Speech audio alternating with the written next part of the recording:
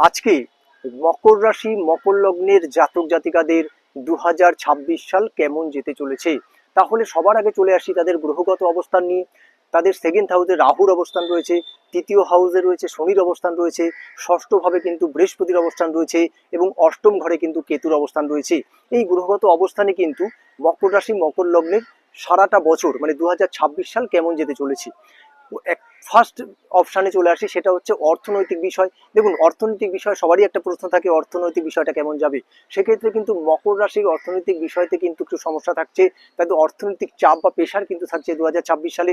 এবং অর্থ যেরকম এদের ইনকাম যদিও কিছু হয়ে থাকে, সেক্ষেত্রে কিন্তু সেটাও কিন্তু তারা ধরে রাখতে পারবে না, কোনো না কোনোভাবে কিন্তু অর্থ তাদের ব্যয় হয়েই যাবে। এবং থার্ড হাউসে স্যাটার্নের অবস্থান রয়েছে, শনির অবস্থান। এই শনির থার্ড হাউসে থাকার দরুন কিন্তু ভাই বোনেদের সাথে কিন্তু রিলেশন নিয়ে একটু সমস্যা হতে পারে, বনিবনার অভাব হতে পারে এবং ফ্যামিলিগত জায়গা থেকেও কিন্তু সমস্যা হতে পারে, যেহেতু স্যাটার্ন থার্ড হাউসে রয়েছে। এবং সিক্স হাউসে কিন্তু বৃহস্পতির অবস্থান। এই সিক্স হাউসে বৃহস্পতির অবস্থান থাকাতে কিন্তু একটু হার্টের সমস্যা আসতে পারে, লিভারের সমস্যা আসতে পারে এবং কোনো না কোনোভাবে এই 2026 সাল আপনাদের কিন্তু একটুখানি ডাক্তার বা মেডিসিন এগুলো কিন্তু চলতে পারে 2026 সাল, কারণ শরীর নিয়ে কিন্তু একটা ভোগান্তি রয়েছে মকর রাশি মকর লগ্নের জাতক জাতিকাদের। এরপর চলে আসি অষ্টমী কেতু।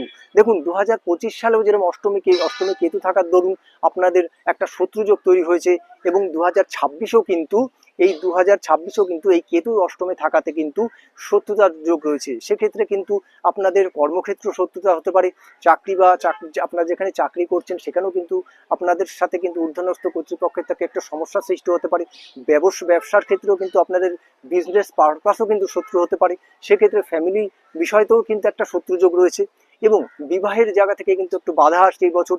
নতুন বিবাহ যুগের ক্ষেত্রে কিন্তু অবস্ট্রাকশন বা বাধা আসবে। সেক্ষেত্রে অবশ্যই ভাবে এই 2026 সালটা একটু বুঝে চলাই ভালো।